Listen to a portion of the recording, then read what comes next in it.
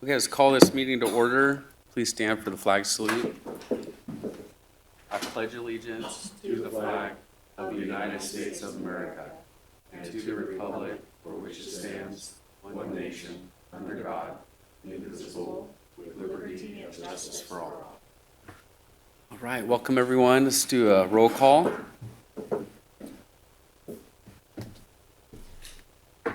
Commissioner Powers? Here. Commissioner Hauge? Here.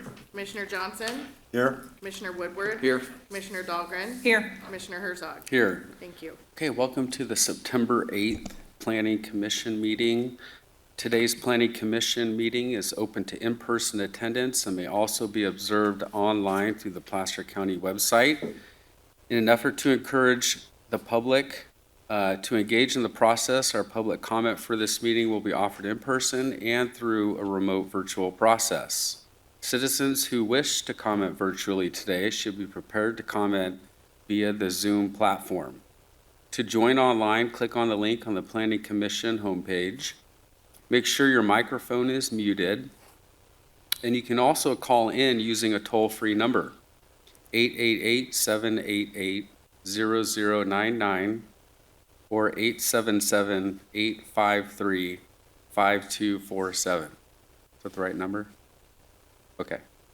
And please enter the webinar ID, which is 854-8046-6193, and press star 6 to mute yourself.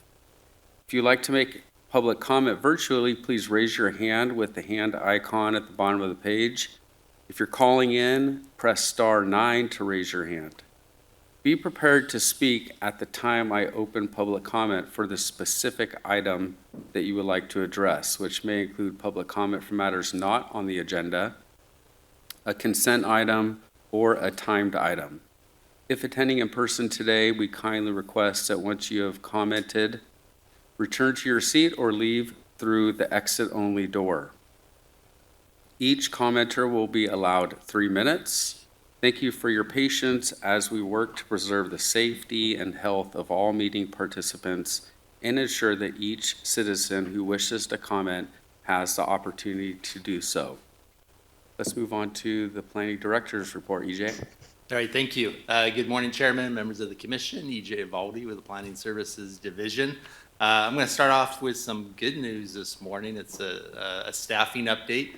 I'd like to introduce you to Dawn Courtney. Dawn probably wasn't expecting this, but could you stand up real quick? Thank you. So Dawn, she is our new zoning administrator clerk. She'll be working with our administrative team. She's comes from the city of Rockland, lives up here in Auburn, and we're happy to have her on board. So thank you for letting me embarrass you, and welcome. And then we're also, we have another, a new assistant planner that's starting on Monday. These are not new positions. These are positions that were recently vacated. Our agency director, Mr. Kwong, is actually working on a significant staffing request that he's going to bring before our board next month, just to address the increased service demand, that we're seeing here at CDREP. So just a heads up on that. As a reminder, the California County Planning Commissioners Association is scheduled for October 14th, 15th. Commissioner, let's see, Powers, you're signed up. I don't know if anybody else is, but if anybody else is interested, some of you have gotten back to us, or maybe most of you have. But anyway, we'll finalize those arrangements for that conference. For, let's see, our recent board meeting, the last board meeting we were at with planning items was on Tuesday, August 23rd. The board took up the 3M Event Center appeal. The board ended up denying that request. It's consistent with what the commission did. And then they also finalized the Sorensen variance appeal, which they ended up approving that appeal. Any questions on those? Okay. And then coming up at the September 13th board meeting, there's 3 items. There's a buck salvage parcel map modification appeal, which your Planning Commission considered. The zoning text amendments, the 2022 round, is going before the board. And then the board is also going to be asked to rescind the approvals for the Martis Valley West parcel specific plan. and that's in response to the recent court decision.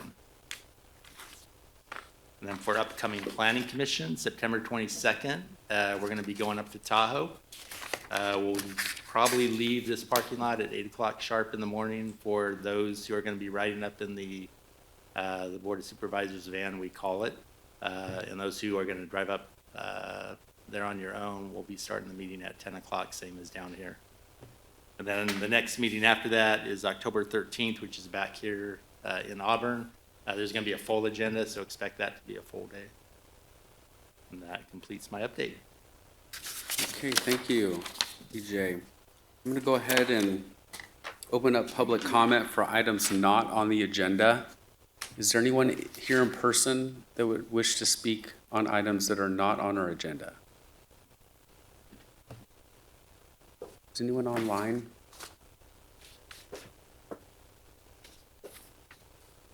Okay, we'll close public comment for items not on the agenda. We're going to open up for consent agenda items. Any commissioners wish to pull consent agenda items? Would anyone from the public wish to pull a consent agenda item?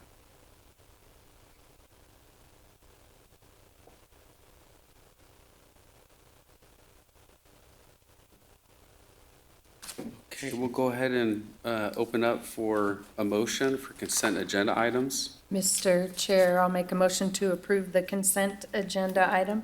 Can we do these separately? Because I will need to, I need to abstain from the minutes. I don't see any minutes on. Oh, A. Yes, so Oh. consent item A is the minutes, so it may be easier just to take a motion on consent item A and then consent item B. Yeah. I'll make a motion to approve consent item A. Second. First and a second, let's do consent agenda item A. Roll call vote. I have a first from Commissioner Powers and a second from Commissioner Hauge. Commissioner Powers, Aye. Commissioner Hauge, Yes. Commissioner Johnson, Yes. Commissioner Woodward. Yes. Commissioner Dahlgren. Yes. Commissioner Herzog. Abstain. Thank you. I'll make a motion to approve Atwood 80 Planned Residential Development consent item B. Second. First and a second, we'll do a roll call vote. I have a first from Commissioner Powers and a second from Commissioner Hauge. Commissioner Powers, Aye. Commissioner Hauge, Yes. Commissioner Johnson, Yes. Commissioner Woodward. Yes. Commissioner Dahlgren. Yes. Commissioner Herzog. Yes. Thank you. Okay, we're going to move on to our first timed item. People from the public can press star 9 if you're calling in to begin queuing in. You can also raise your hand through Zoom. But we're going to move on to first-time item, Brady Estates Subdivision Map reapplication. Members of the public can, I already mentioned that. So we got Patrick Dobbs presenting on this item, Senior Planner. Welcome, Patrick. Thank you. Good morning, Mr. Chairman, Commissioners. Patrick Dobbs, Planning Services Division. So this is the Brady Estates Tentative Subdivision Map reapplication. This is a 9-lot subdivision. This is located just south of Baseline Road and on the west side of Brady Lane at 8090 Brady Lane. This is in the Dry Creek, West Placer Community Plan in District 1. The zoning of the site is residential single-family, combining agriculture, combining minimum parcel size of 20,000 square feet. The area in yellow, a little hard to see with the lights on, is the city of Roseville. So this is adjacent to the city of Roseville. This aerial image kind of gives you a better idea of the intensity of the surrounding development. The parcel really acts as a transition between the more urban areas to the north and east in the city and the suburban and rural areas to the west and the south. The parcel is designated for residential development. The project meets all the standards in the code, so there is no rezone request here. This is served by infrastructure and near services, so I'm hoping to also convey in this picture just the sensibility of this parcel. It's basically infill type development. There's development surrounding, and this project makes sense. This is a reapplication of a tentative map for 9 low-density, single-family residential lots on a 5.1 acre parcel. There are no changes from the previously approved project.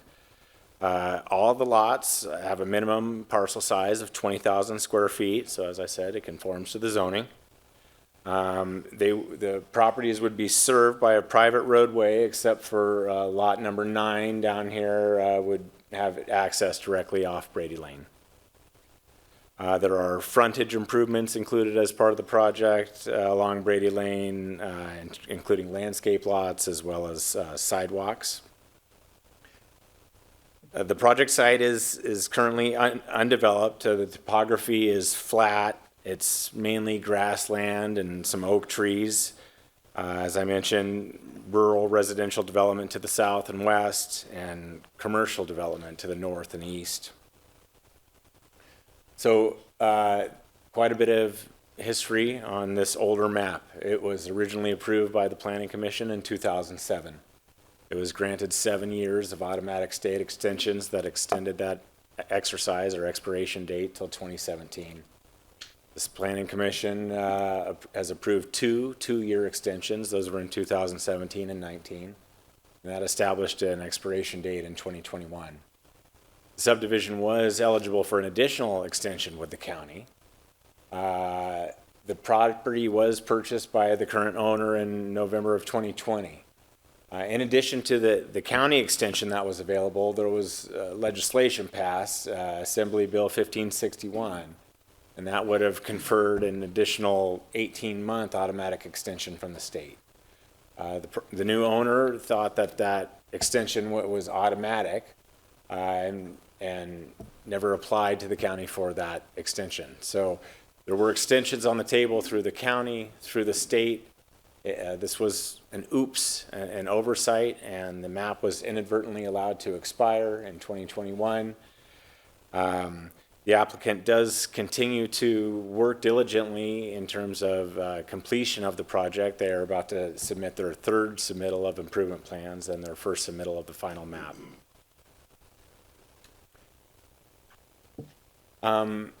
There was a mitigated negative declaration prepared for the project at its original approval and adopted in 2007. That mitigated negative declaration did identify potentially significant impacts to air quality, biological resources, geology and soils, hydrology and water quality, noise, and utilities and service systems. But with the mitigation measures incorporated into the mitigated negative declaration, all of those impacts have been reduced to less than significant levels. So, I mean, certainly the world has changed in many ways since 2007. This is an older mitigated negative declaration, but there are no known unique natural resources on the site. And so staff has determined that no changes have occurred to the project or circumstances that would warrant additional environmental analysis. And so, again, the county code allows for reapplication of expired projects if they apply within 12 months of that expiration, which the applicant has done in this case. And therefore, staff is recommending the Planning Commission take the following actions. Find that the project are pursuant to CEQA guideline section 15162, that no changes have occurred to the project or circumstances to warrant additional environmental analysis, and that the previously adopted environmental document is adequate for this reapproval request. And second, to approve the tentative subdivision map for the 9 low-density residential lots on the 5.1 acre parcel. That concludes our presentation. Thank you, Mr. Chairman, and can answer your questions. Okay, great. Commissioners, questions for staff? Just a couple of quick questions, I guess. Patrick, can you go back to slide 5? This one? No, I'm sorry. Perhaps I had the wrong slide. What I'm interested in is the one that shows the, there you go, aerial image. So I'm curious about what has happened around this area in terms of build out since 2007. In other words, how has the environment changed in that area? Well, I mean, I guess I can't speak so much for Roseville itself. I think that area has been built out for the most parts in that time frame. But certainly, I mean, this area of Dry Creek and the West Placer really offers a lot of development potential in terms of remaining development potential in the county. This is the Brady Vineyard subdivision. That was approved by the Planning Commission. Down here, I think it's called American Vineyard Village. So, I mean, in my 5 years here at the county, I've seen, projects in this area coming in with rezones and GPAs. So this project actually conforms to, the existing community plan. But, that's the extent of the development in the immediate area. But certainly this Dry Creek area includes, Placer Vineyards. I mean, there's Yeah. a lot of development is coming in from all sides. I just wonder what an aerial image of 2007 would look like. Sorry, I don't have that. I understand. Yeah. Okay, thanks. There's a glare. Yeah. It's really difficult to see. I don't know what they see online, but Yeah. if we could have that on our computers, it would help, or I think it's the skylight. I'm just not Yeah, sure. we can hit the Alex, I saw Alex getting up. Thank Okay. you. One button could set off a series of events here, so bear with us. Window coverings. Just so you know. I just want to make sure, does anyone, I don't know what they see online, but anyone here in person, would you like him to point out anything that you weren't able to observe very well that he just mentioned? I mean, Commissioner Woodward, I know this is a project I had some involvement with. This is the Sundance storage, mini storage. That was relatively recent. And that's basically a kind of sister storage facility to the one across the street in Roseville. Yeah. Listen, I'm at the end here, when we have an opportunity to debate questions and stuff. Yeah. I have a few questions that I want to ask you, principally to educate myself in how this process unfolds environmentally for some of these longer-term projects.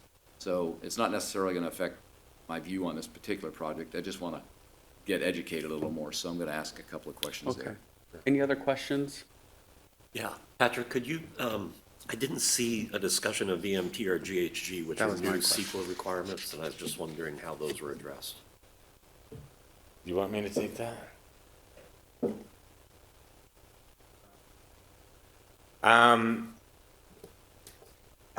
There isn't a discussion in there, and maybe there should have been. This, from a VMT perspective, a 9-lot subdivision screens out. Again, this is not remote. This is near job services. I don't know what to say about the greenhouse gas emission aspect of it. I mean, is it tied directly to the VMT or? I think, to your question and somewhat to Commissioner Woodward's questions, I mean, certainly not only changes in the world, but changes in regulations have occurred. This reapproval, this reapplication process, again, we haven't reanalyzed those changes. We think that the previous environmental document still is suitable. And if I could just supplement that a little bit. And for the record, Clayton Cook, Supervising Deputy County Counsel. So this project had an EIR that was approved in 2007. MND. MND. Yes, MND in 2007. So that is essentially the baseline or the timeline that you look at in terms of what was required as of that time.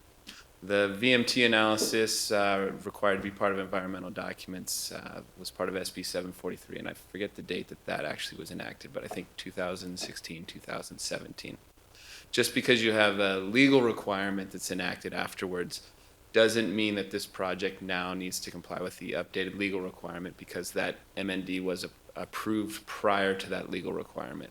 So under CEQA guidelines section 15162, that's the framework that you would evaluate whether or not there is an issue that needs further environmental review. And specifically, did the project change? Is there new information that's known that wasn't known at the time that would significantly alter the analysis? Have any of the impacts increased to that significant level? Mm-hmm. So that's how you evaluate this project since there is that document already in place. Now, given the amount of time, it means that the likelihood of those things kind of increases because you've had time to pass. But that doesn't necessarily mean that one of those events have occurred. And that's the finding staff is asking you to make here is that none of those circumstances have occurred. And so under CEQA guidelines 15162, there isn't any of those circumstances, and that original MND is sufficient for purposes of the environmental review.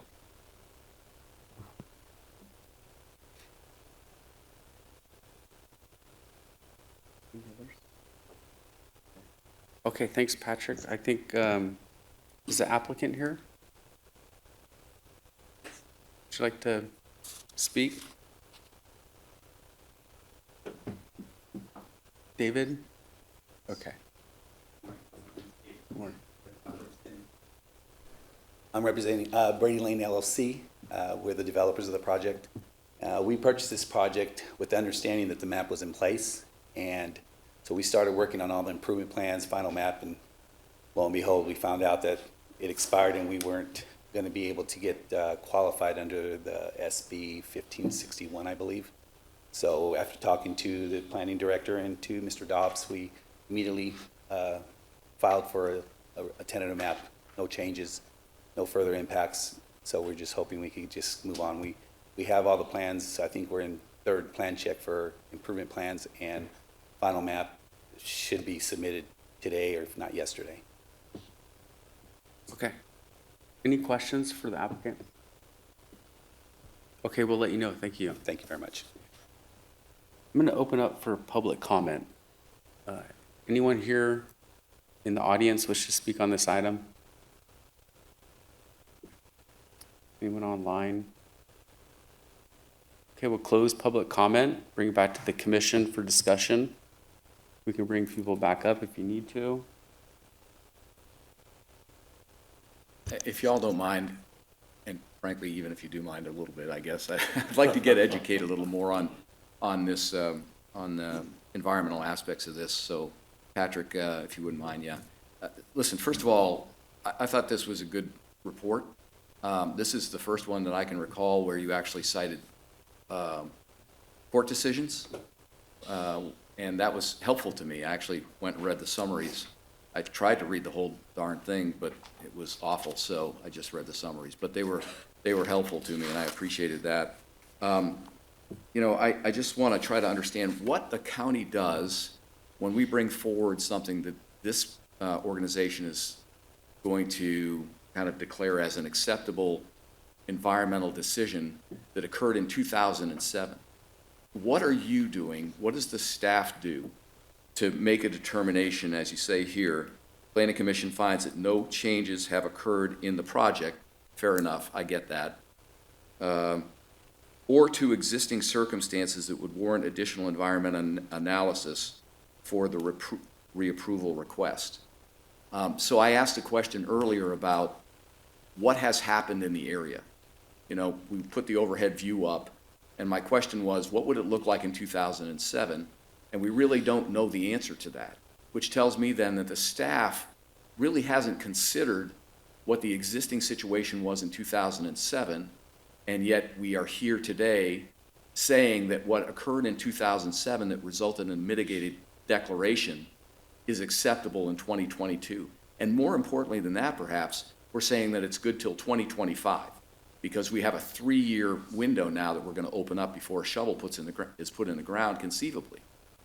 And then, frankly, we could have 2 + 2 + 2 after that, taking us to 2031 on a mitigated declaration that occurred in 2007. I'm not saying that's going to happen, but you understand my point. We need to understand the circumstances that surrounded this decision in 2007 in order, it seems to me, in order to make a decision about what we're going to do in 2022, since that's the controlling document. Comments on that? You know,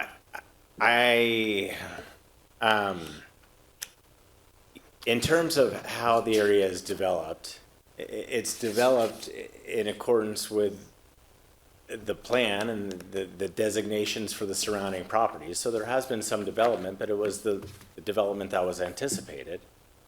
You know, I'm So not, maybe I can jump in a Yeah. little bit, and then Clayton might want to jump in too. But this property is located within the Dry Creek, West Placer Community Plan area, right? That community plan was adopted in 1990, like almost 30 years ago. This project before you is asking for, a tentative subdivision map consistent with the land uses that were approved in that 1990 plan, which we did an EIR with that plan, back then. So over time, there have been development projects that have come in the Dry Creek, West Placer areas, as you've seen, along Vineyard Road, PFE Road subdivisions. Some of those have been consistent with the land use and zoning, and some of those have come in and requested general plan amendments and rezonings. It's really when you're looking at the land use change from that originally adopted community plan, where a lot of these other issues you really need to look at in greater detail about the impact. But this project here is consistent with that original community plan. They aren't asking for a land use change. They're asking to develop it according to the plan. Yeah, I'm not, honestly, this is broader than, I'm using this to leverage an opportunity to understand more about this whole process. Sure. So, when a great planner, by the way, walks in here and stands there and provides us information on a particular project, and then we're asked to certify essentially a 2007 environmental decision that says, that deals with the surrounding environment, and we don't know anything about what happened in that surrounding environment since 2007, that seems surprising to me. So what I want to understand is, what are you doing internally in the staff to say that we should, in fact, declare this mitigated declaration that occurred in 2007 as valid for 2022 to 2025, which is what we're being asked to do? So what process do you go through, EJ, in the staff to do that? So these applications, when they come in, they're distributed to our land development divisions and other appropriate divisions in the county that look at all the other areas, engineering and surveying, they may look at the road networks, traffic impacts and so forth. Planning's looking at land use, surrounding land use, immediately adjacent to this property. Not a lot has changed, but you do have the Brady Vineyard subdivision that was approved, in the last 10 years. So all the departments are looking at, in their areas of expertise, to see if there have been any significant changes in this area. And we don't have an aerial of 2007, but the area has changed. But the area, for the most part, has developed out consistent with the community plan. And that's what that's where we start. Kind of our baseline is, what is allowed under the community plan. Okay. All right, well, the only question, or the only comment I have is that, and you can take this or leave it, of course, but in the future, if you decide to leave it, you'll probably get more questions, especially about these longer-term environmental decisions. Frankly, all you have to do is look out the window right now to know things are changing, and they're changing quickly. And so we really need to understand what we're doing when we do something like validate a 2007 decision that will be good till 2025 environmentally. And if we can't get past question one on what has happened in the surrounding area since 2007, I think that's an area that perhaps we should lend a little more energy to when we come in for a briefing. Mr. Chair? Yeah, and that's it. Not sure if it could be relevant, but might be helpful to Commissioner Woodward. Isn't there a connection between SACOG and the counties and the entire region that does an annual or every few year request for what projects are we bringing, what impact does that have environmentally and also through traffic and other things? That is maybe slightly the bigger picture. So there is, I can't speak, in any detail to that, but, SACOG does keep track of the surrounding jurisdictions and what development has occurred and what development is planned according to the general plans and community plans. So there might be, there's probably a tie there as well. Just thought that's something, Yeah. that's something to pursue or take a look at, because when I was on that board, we spent a lot of time talking about future environmental impacts and development and what was gonna happen in order to meet higher levels of regulations. So it's worth taking a look at. You know, being in the business, what this shows is the community and ourselves have to look at the general plans, the community plans that have been adopted, whenever they were adopted, because they're telling us what's going to happen in our county. Even if they're 20 years old, 30 years old, they're telling us this is what's going to happen. So when you look at a project such as this, the development that has occurred, yes, things have changed, but did the land uses change from the plans that were adopted? And if they didn't change, and we looked at the impacts of what we anticipated to be developed over the years, we looked at those impacts. And, so it's really important to go back and look at our general plans, understand what they're allowing us to do, allowed what's to do in the community, and then we follow those. And if somebody has concerns about what has been planned, then it's time to go change those plans. And that's where you deal with these issues, is at the planning level, not so much in the environmental. So the environmental is just looking at, what did we say was going to happen? You look at it and say, yeah, that's happened. So there are no changes. Yes, that development occurred, we anticipated it, we evaluated it, we're moving forward. So it gets back to, all of us have to be looking at the general plan, make sure that we concur with what's in that general plan. And in this case, a community plan. And I live in this area. I'm walking distance to this parcel. I've lived here 8 years, and I've seen tremendous development, and it does go back to the West Roseville planning document. I understand Dan's issue is, how do we know that this environmental impact hasn't changed? And 30 years is a really long timeline for a community plan, but development, residential development is just prolific in this area and has been planned for a long time. And the economy has started to tank that a little bit, but West Roseville's growing like gangbusters, as it had planned to do. And the analysis, at least on the environmental side, you're looking to see whether there are new significant environmental impacts to the project itself. Development of the parcels next to it doesn't necessarily mean that there's going to be a change to the environmental impacts of this project in this location. Specifically, if it was allocated and planned for in the general plan or community plan beforehand, then that means it was anticipated that it would be developed, so that would have been part of the analysis in that original environmental document.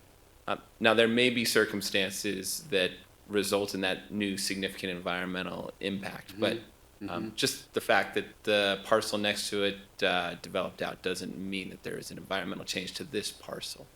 Right, and there's also everything that gets closer to Dry Creek. There are different requirements as things get closer to the environmental areas that we have in West Roseville, and this isn't, in my estimation, one of those. Well, we do get limited time to make comments on items that are on agendas. And what I appreciate about Commissioner Woodward's comments is, for us to make a decision, I do think it'd be helpful to know more about that time and what happened at that time and what the surrounding environment looked like. And so for us to make a decision about impacts, it would be more helpful to know more about the circumstances at that time.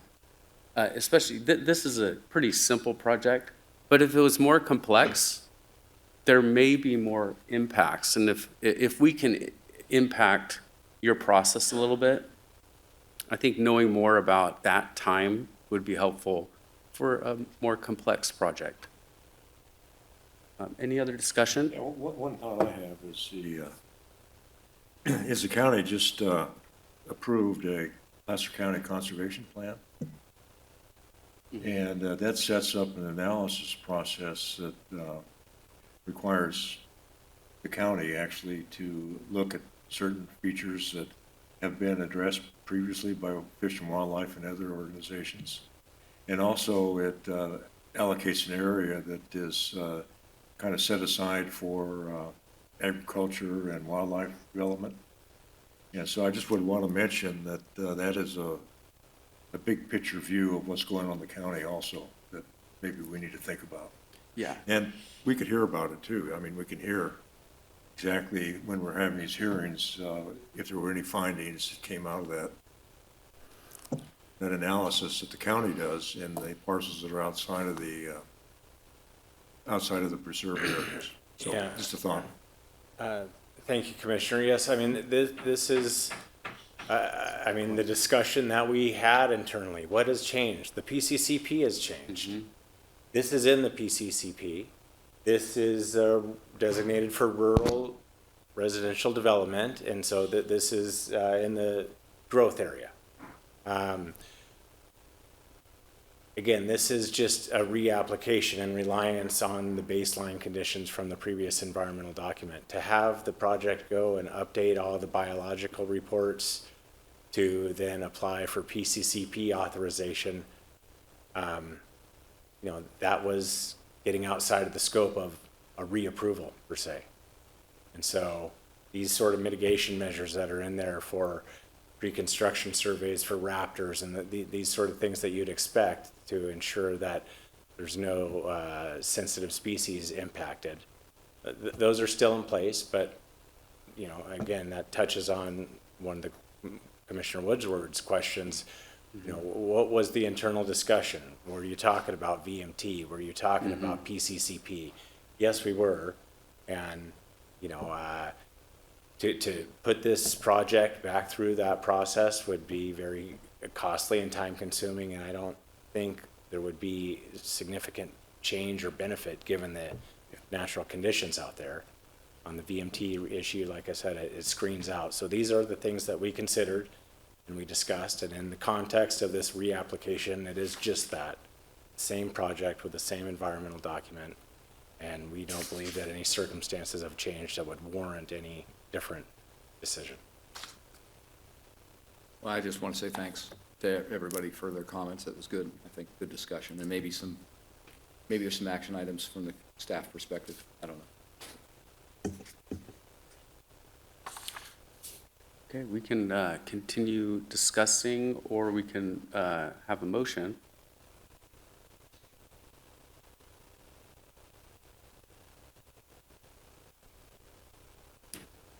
I'll make a motion. I move that we find that pursuant to CEQA guidelines, section 15162, no changes have occurred to the project or circumstances to warrant additional environmental analysis, and that the previously adopted environmental document is adequate for this reapproval request. I'll second. We have a first and a second. Robin? Robin Dahlgren. We'll do a roll call vote. I have a first from Commissioner Woodward and a second from Commissioner Dahlgren. Commissioner Powers? Aye. Commissioner Hauge? Yes. Commissioner Johnson? Yes? Commissioner Woodward? Yes. Commissioner Dahlgren? Yes. Commissioner Herzog? Yes. Thank you.